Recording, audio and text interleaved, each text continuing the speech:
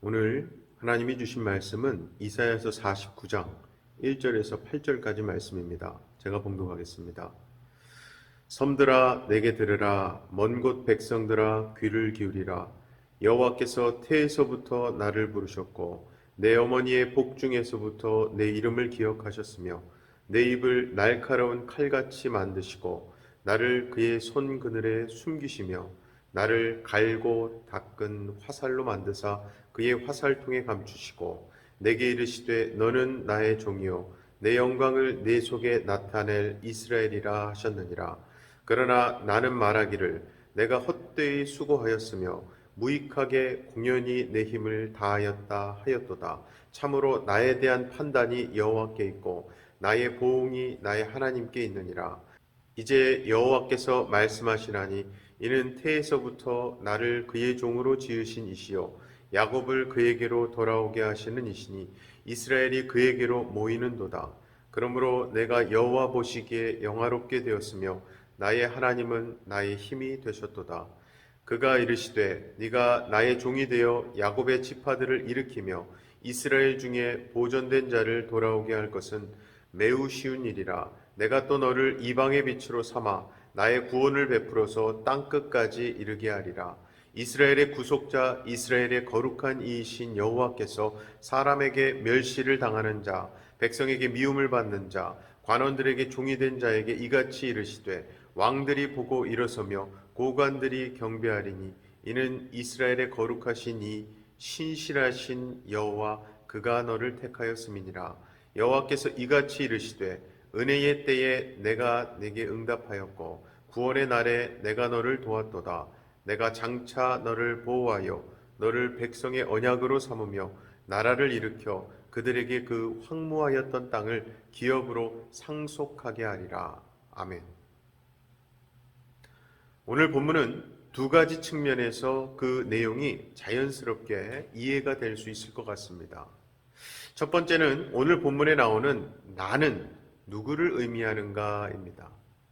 그리고 두 번째는 하나님은 그를 통해서 어떤 일을 하시는가입니다. 이 관점에서 이사야서 49장을 살펴보면 그 내용의 의미와 뜻을 바르게 알 수 있습니다. 일단 오늘 본문에 나는 1차적으로는 이사야 자신임이 분명합니다. 즉 하나님께서 이사야를 부르시고 그에게 사명을 맡기시는 내용이죠. 그래서 1, 2절 말씀을 보면 그는 하나님께서 태에서부터 부르신 자이며 입을 날카로운 칼같이 만든 사람입니다.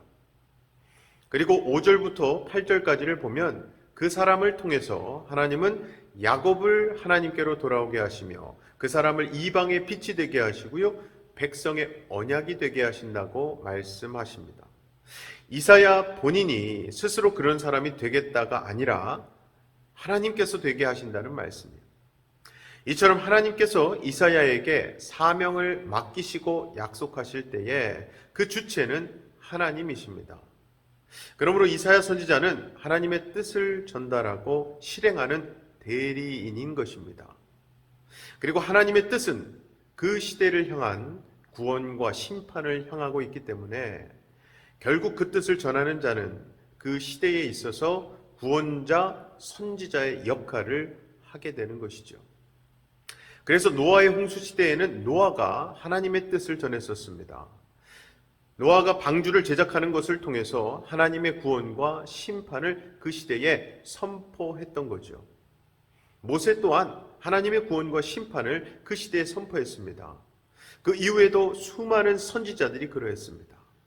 그러나 이 땅에 존재했던 모든 하나님의 선지자 종들은요, 전부 다 불완전한 존재였습니다. 그들 자신조차도 스스로를 구원하지 못했던 불완전한 존재지요. 그럼에도 불구하고 하나님께서 각 시대마다 구원자의 역할을 하는 선지자들을 당신의 종들을 세우신 이유가 있습니다. 그것은 결국 하나님께서 예수 그리스도를 통해 이루실 영원한 심판과 구원을 말하기 위함입니다. 그러므로 오늘 본문에서 말하는 나는 사실 예수 그리스도를 가리키고 있는 것입니다.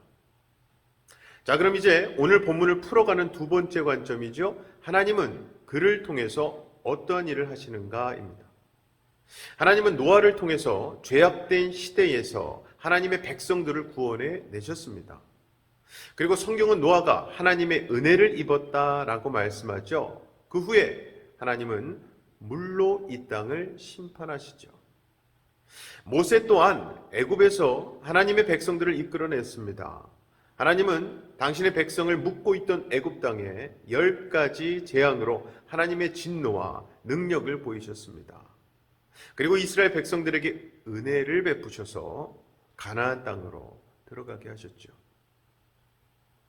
그리고 오늘 본문에서 하나님께서 이사야를 통해 말씀하신 것은 이스라엘로 바벨론 포로 생활을 끝내게 하시고 하나님의 백성들을 대적하는 무리를 진멸하시고 하나님의 백성의 자리로 회복시켜 주시겠다는 것입니다. 이 구원은요, 그 당시 하나님의 백성들을 옥죄고 있던 힘과 세상 능력에 대한 심판의 메시지이기도 합니다.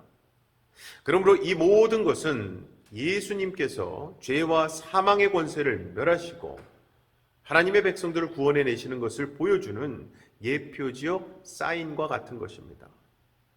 자, 그렇다면 이 말씀이 오늘을 살아가는 우리에게는 어떠한 의미일까요? 그 의미를 알기 위해 사도행전 13장 47절 말씀을 보겠습니다. 주께서 이같이 우리에게 명하시되 내가 너를 이방의 빛으로 삼아 너로 땅끝까지 구원하게 하리라 하셨느니라. 이 말씀은요, 오늘 본문인 이사야서 49장 6절 말씀을 바울과 바나바가 그대로 인용한 말씀입니다. 그러니까 그들은 하나님께서 이사야를 통해서 말씀하신 것을 주님께서 자신들에게 말씀하셨다고 전하고 있어요. 즉 이사야가 받은 사명, 그리고 예수 그리스도를 통해서 이루어진 그 사명이 바울과 바나바에게도 그대로 주어졌다는 것입니다. 바울과 바나바는 왜 이사야서에 기록된 말씀이 자기들에게 한 말씀이라고 했을까요? 그것은 그들 역시 이사야와 같은 하나님의 종이기 때문입니다. 그들 역시 하나님의 종이기 때문에 이사야가 하나님의 대리인으로서 했던 구원과 심판의 사역, 예수님께서 하나님의 외아들로서 이루셨던 구원과 심판의 사역을 그대로 이어가고 있다는 것입니다. 이것은 결국 오늘날 우리가 어떠한 삶의 자세를 가져야 하는지에 대한 해답을 가르쳐주고 있습니다. 사랑하는 우리 성도 여러분, 저와 여러분도 하나님의 말씀을 전하라고 부름받은 하나님의 종들입니다. 그러므로 우리의 삶, 우리의 신앙, 우리의 인격을 통해서 하나님의 은혜만이 구원의 소망이며 하나님의 은혜가 없으면 심판밖에 없다는 그 사실을 선포하고 증거하시는 저와 여러분 되시기를 주님의 이름으로 간절히 축원합니다. 이 시간 우리 다 같이 기도하실 때에 두 가지 기도 제목 놓고 기도하길 원합니다. 하나님의 은혜만이 구원의 소망이시며 하나님의 은혜 밖에서는 심판밖에 없다는 사실, 내 삶 가운데서도 그것을 증거하고 선포하며 살아가게 해달라고 기도하시고, 특별히 우리 교회는요 3세대가 함께 제자되는 교회, 그것을 비전으로 삼고 있습니다. 우리가 믿음의 선세대로서 다음 세대를 사랑하고 잘 가르치고 섬김으로 3세대의 부흥이 일어나게 해달라고 기도하십시다. 제가 기도하겠습니다. 사랑의 아버지 하나님, 감사합니다. 하나님의 은혜만이 우리의 진정한 구원의 소망임을 믿습니다. 하나님의 은혜가 없이는 영원한 심판과 죽음과 좌절뿐임을 인정하고 고백합니다.